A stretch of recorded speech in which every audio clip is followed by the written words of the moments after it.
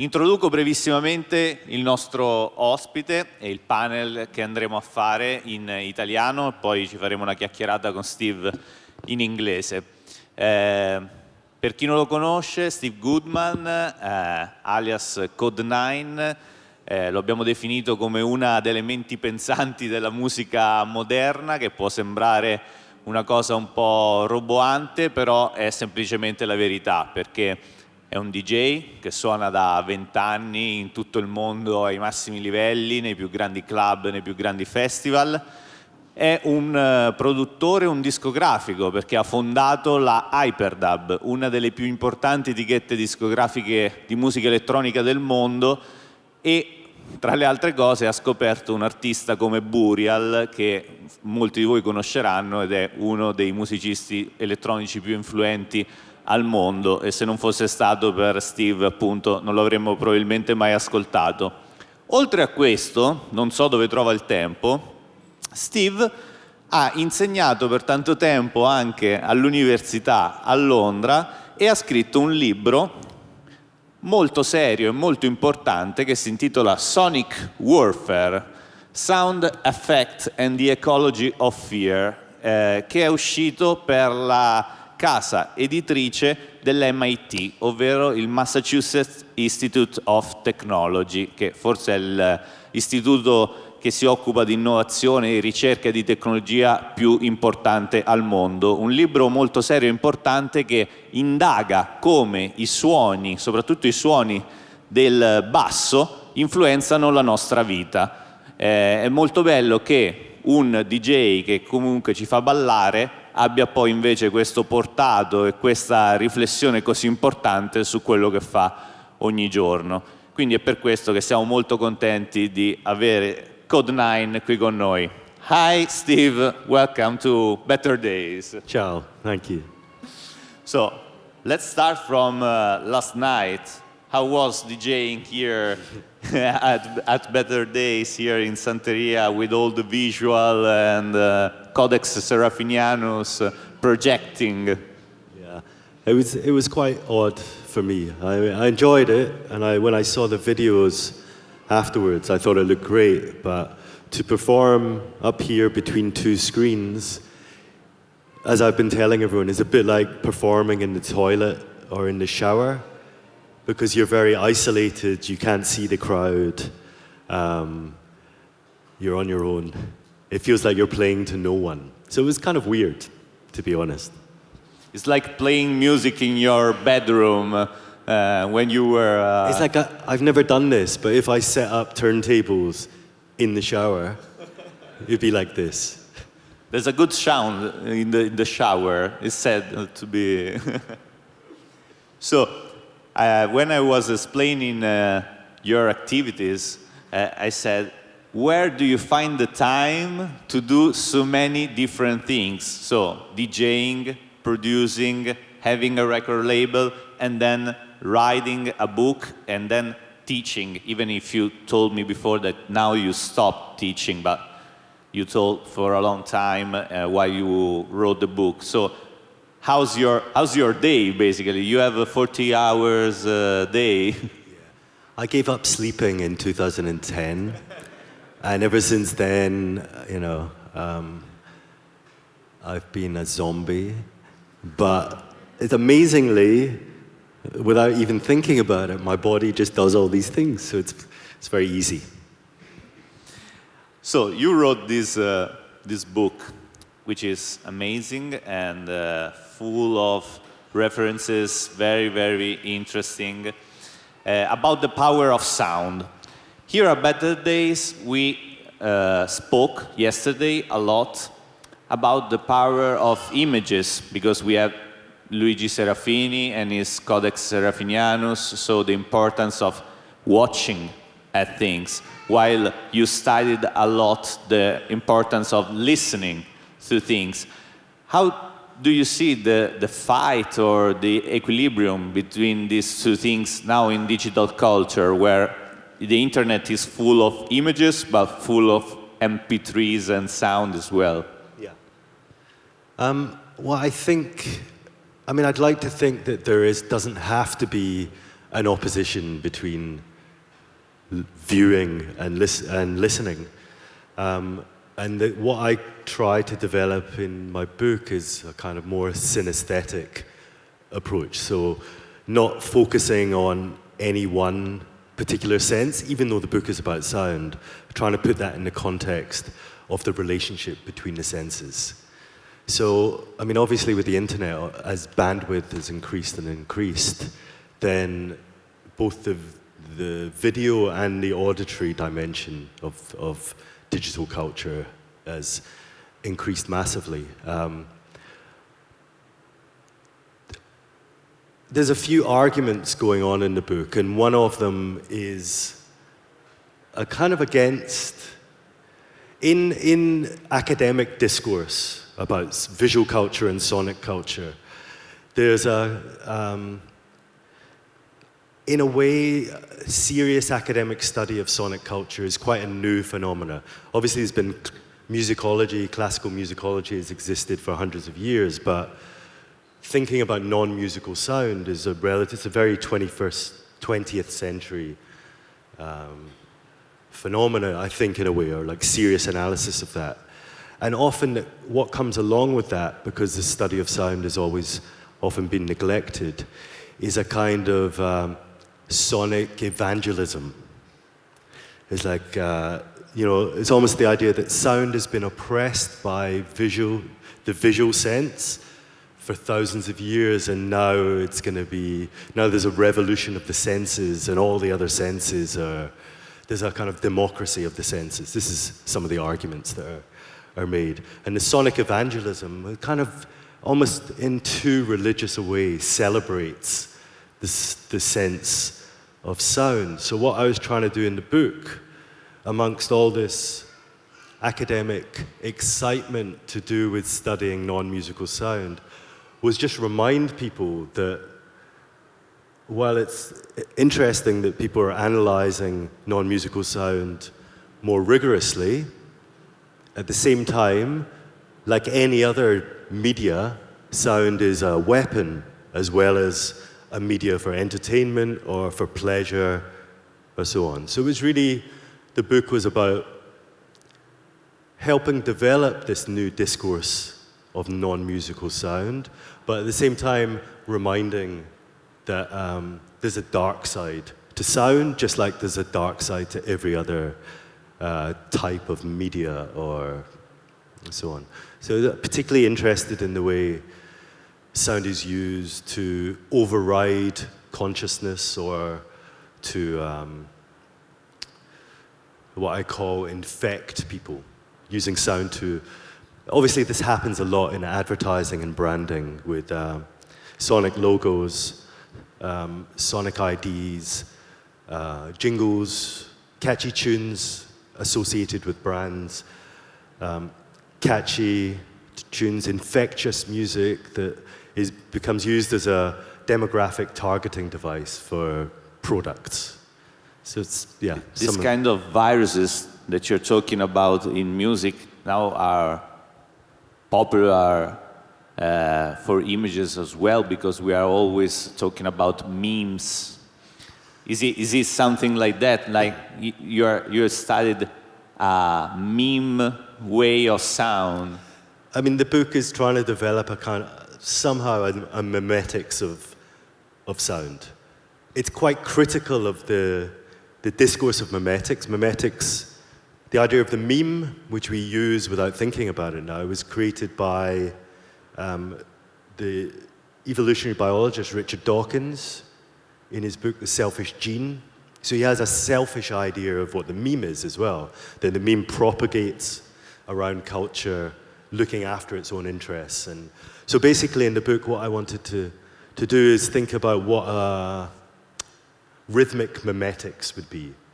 Why does this type of rhythm from this subgenre of music in this part of the world, how does that memetically transfer and become and expand and proliferate in other parts of the world, either through the internet or just through listening or through the analog and the digital? So part of what the book is doing, you could call it a memetics of music, but I call it audio virology. I think that into this diffusion of sound and culture, you are a big part of the problem, let's say that, because with the hyperdub, you contributed to inflate the electronic music with many, many things that were different, that were strange somehow. This is a problem? I was joking. Absolutely. Yeah, I mean, I should say that when I... It's not a problem, it's something that were very influential, because now everybody's doing that, but you started doing this 10 years ago, maybe? I don't know. I mean, I started it because I was in love with electronic music from 10, 15 years before me, so we just carried something on. What was I going to say? Yeah, I mean, I suppose in relation to you calling it a problem, I should say that when I say an audio virus, I don't mean a virus in a negative way.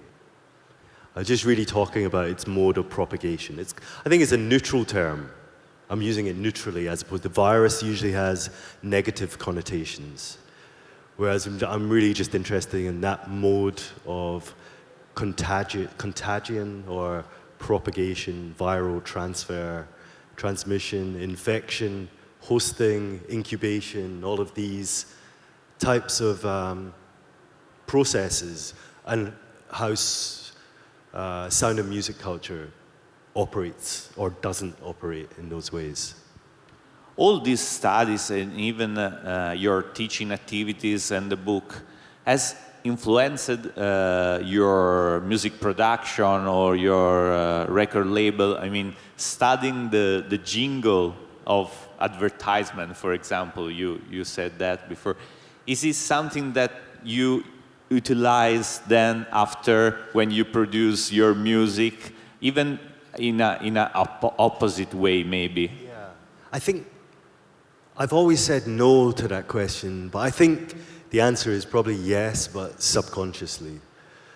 Because making music for me has always been an escape from the rest of my life. So maybe it's often doing the opposite of what I'm writing about. Maybe not. To be honest, I don't think about making music in the same way as I think about thinking about sound and music. It's the different sides of the brain and very different process. And maybe there is a direct connection, but it feels subconscious to me, or I don't yet understand what it is. But I'm always struck by the contradictions between what I do musically and what I write. So what about your new record that is very recent and you are going to be playing live in the very next future? What is going to be your live set? What's, in your opinion, the mood and the theme of the new record? How is being influenced by what's happening around you, since you are so interested in so many things? Yeah, I mean, the album was called Nothing. It shows my level of interest in everything. And the live set is an extension of that, and it's the live set. I'm working with a simulation artist who basically builds kind of computer game type virtual environments. And he's building me a hotel, a virtual hotel called the Notel. And the Notel is a hotel in the near future, which is a fully automated hotel. It's a fully automated luxury hotel. In other words, there's no humans staffing the hotel. It's all staffed by drones, robots, automated systems. But for some reason, this hotel has been evacuated of all its guests. So it's a completely empty building, full. So the idea of the visuals is, what happens to all of these intelligent machines when their masters are no longer around. So it's kind of like a machine revolution idea. Like, what happens when the machines, in other words, the slaves, because don't forget the idea of the robot. A robot comes from the Czech word for slave. So what happens when the robots are liberated? Something like that. So as I'm playing live, Lawrence Leck, who is the simulation artist, is going to be navigating around this evacuated, maybe slightly haunted machine hotel. What happens? We want to know what happens. Nothing. That's the thing, nothing happens. I mean, it's partly going to be like a wildlife documentary for machines. So you see, like, the automated toilet having like copulating with the jukebox or the air conditioning system. I don't know what's going to happen yet, but a lot of unpredictable things will happen. A lot of relationships between machines that weren't made to have relationships. Basically, machines experimenting with each other is what's going to happen. These things of the revolution of the robot has been for years, for decades now, a theme for science fiction movies or books. Are you into science fiction? Are you a bit of a nerd? Of course. I'm into certain kinds of science fiction, and obviously films like Blade Runner and Terminator in the early 80s were a huge influence. But I think something happened last year, something happened in the last couple of years that's made a lot of these issues become very current again. And some of that is to do with developments in artificial intelligence. Some of that is to do with artificial intelligence within popular culture, so films like Her and Ex Machina last year. I love that film. And also I see a lot of musicians somehow working in these concepts into their music in the last year or two. It was super popular in the 90s. And it was popular in the 80s as well at different periods. Like in the 90s, you had techno and drum and bass all having these futuristic rise of the machines kind of themes. And, early 80s, in the era of synth pop, you had another period. And I think there isn't that many of these specific periods, but I think there was one last year, or we're in the middle of one just now, where developments in artificial intelligence converge with popular culture zeitgeist. Anyway, so that's this idea of, which was super popular, it was in the press a lot last year, often related to ideas like accelerationism, to do with, I think people becoming clear that many of the jobs in the economy will be replaced by machines in the next few decades. So people starting to realize that automation is going to lead to mass unemployment, but that is not necessarily a bad thing. And that's, I think, the crucial change in people's thinking that seemed to happen in the last year or two, that surely it's a good thing that machines are going to take our jobs, because then we don't have to work. So, obviously there's a lot of people very scared of that, but I think in the last year or two, there was more and more theories starting to think seriously about, actually, we all fucking hate work. Why would we care if the machines took over from us? It's great.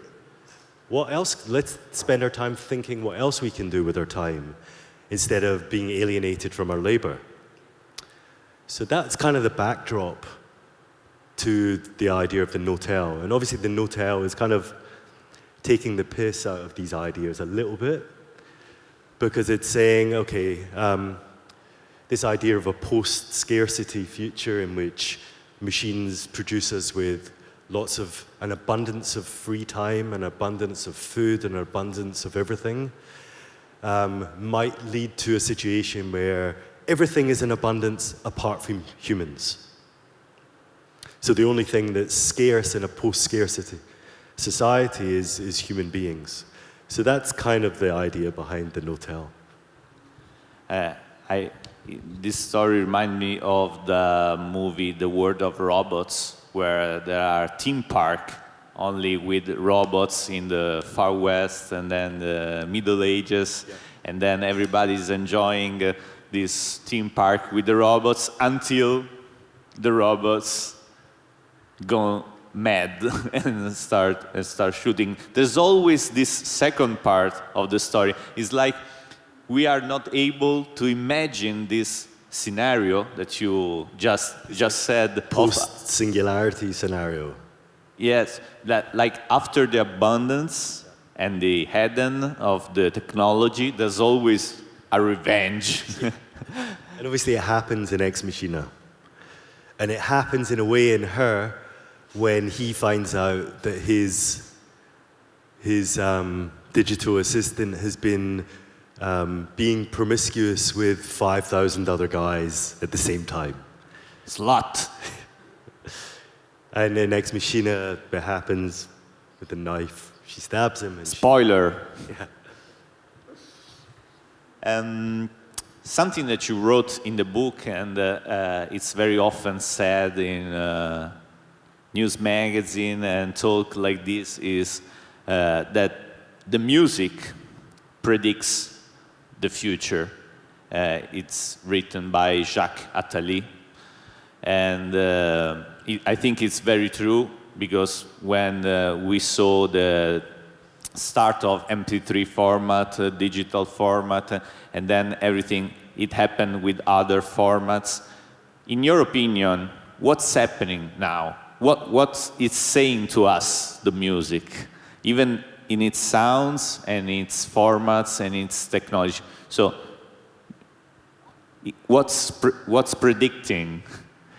You are listening to so much music, even because you have a record label and everybody's sending you demos. So you are like in a high tower watching things maybe better than us. It's more like a dungeon. It's low, very low. So what's happening now? Well, I don't really know. I think one thing that I do think is clear is that music is trying to find a new way of propagating itself. And that probably will have something to do with Bitcoin or these kind of decentralized digital currencies. Because the problem with the music industry, the popular music industry, since it started, is there's so many middlemen in the way, so that as a musician, if I release a piece of music through a label, digitally, before I see any money, it's gone through so many people's wallets. And the possibilities that Bitcoin offers potentially is that encrypted into the piece of music, it knows exactly who the money should be routed to. And obviously this is going to take quite an in-depth transformation of the music industry, but the idea that through digital sales could come immediately straight back to the creator and not have to be routed through this elaborate Baroque system, which is bizarre since it's, the digital age. Like, the thing that surprised me running a record label and starting to do digital distribution from only doing physical distribution was how, like, you would think digital distribution would be simpler than, making an object, getting lorries to and airplanes to take this object around the world. You think sending a file around the world would be simpler, but the amount of bureaucracy that involves is incredible. So I think the more that can be automated, and that the more embedded within the music itself, it knows exactly who funds should be allocated back to. And that would enable short-circuiting of a lot of the mediators. Maybe even getting rid of record labels, I don't know. Or maybe record labels just become PR agencies. So that, on the economic side of things, I think that's clearly starting to happen. it's interesting that we've been talking about this disappearing record label for years. Like, okay, we have MP3, we have the internet, so I'm an artist, I want to sell my music, just put the music online and I sell it to you, to the final user. At the same time, we still have record label, still major record label are making money, still are there, and still we need Hyperdub, that is an indie label, because even the job of the selector, of the curator, is still so important. So maybe one middleman is still needed because there's so many things outside. I mean, I love the idea that I could be replaced by an algorithm. That Hyperdub is basically just an algorithm, and that algorithm is essentially my taste. I said, like, having to listen to so much music is not being in a high tower, it's like being in a dungeon. So I would welcome being able to take myself out of this situation. Have an algorithm tell me what to DJ. I look forward to that very much. Usually people are so scared by algorithm. I'm happy to hear from you that you would like to be substitute, because there is all these things that is always said, very banal sometimes, like, oh, our humanity is in danger because of the algorithm. Oh, our privacy is in danger because of the social network. Oh, our life is in danger because of the robots. This is the third step. I wouldn't even be a musician if it wasn't for algorithms. So, I wouldn't be making music. So, I think that kind of binary oppositional attitude between humans and machines is kind of crazy. The final opposition that I might see in your artistic work is that, speaking with you now, talking with you, you are so open and so positive about technology, so interested. At the same time, the music you play and you produce, sometimes it's haunting or not scaring, but a little bit dark and full of fear, the fear that maybe you are even studying. So it's another opposition. I think it's like a Freudian thing, like I said earlier, like whatever I do in one thing, I'm repressing certain things and it comes out in the other thing. So probably you have to maybe take a holistic approach to all the stuff that I do, because I think there's contradictions between it, or tensions. So yeah, I might feel optimistic, I seem optimistic in certain areas, but when you hear my music, people are like, it's so dark, it's so miserable, blah, blah, blah. I'm like, cool, sure, but I think somehow they balance each other. What do you feel when you listen, for example, to Burial, which is your most famous artist in the label? Do you feel more like anxious, or More? do you feel like fear or hope? No, I mean, listening to Burial for me, ever since he started sending me stuff, was the opposite of that. It was like walking around with a big duvet on all the time. So it was very like, it's like being in a cocoon. Very immersive, enclosing, comforting, soothing, healing, reassuring, all of these nice things. I didn't find his music dark or fearful, threatening, anxious. Obviously, it's quite melancholy, but I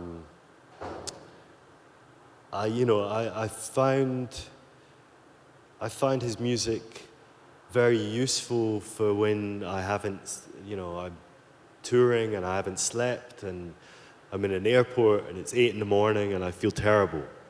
And it's like medicine for this kind of life. That's the reason why it's so popular. I think a lot of people find it. I've noticed by how obsessive and neurotic some of his fans are, that clearly has a healing, some kind of healing function or soothing function or medicinal function to a lot of people, like lithium. It's a little bit of a drug. I would like to end this talk maybe listening to just something on the internet, which, in your opinion... Let's watch a clip from the Notel. Why not? Let's watch a clip from your upcoming live set. Is it on YouTube? Yes. Shall I find it?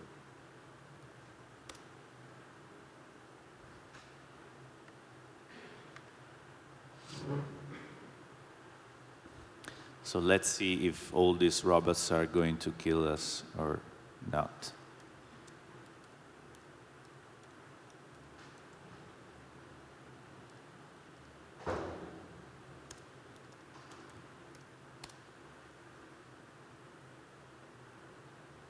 You can show it on the screen. Okay. How do you flip it over?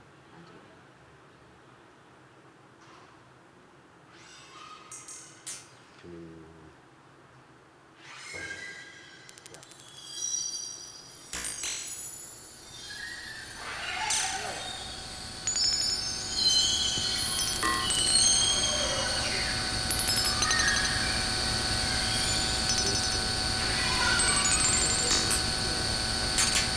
Child is father to the man.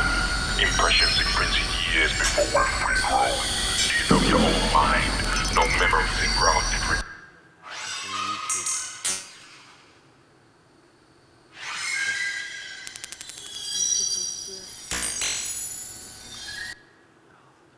No. It's very difficult with the double screen.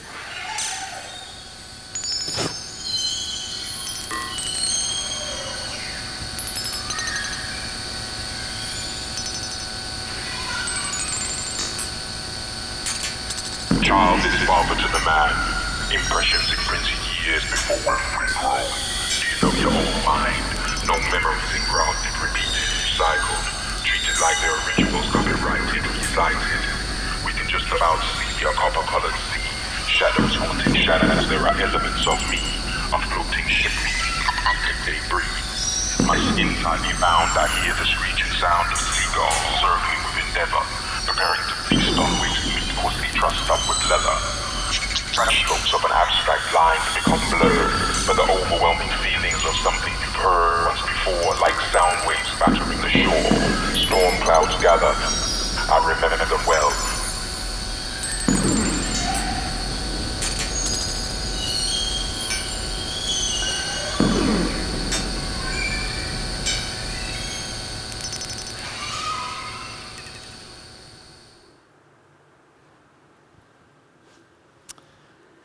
It's a little bit haunting, actually.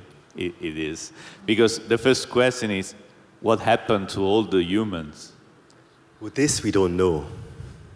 This is the unanswered question of we're not even interested in answering that question. Something happened. We'll know the answer in the next episode, maybe. Thank you, Steve, for being with us at Better Days Festival.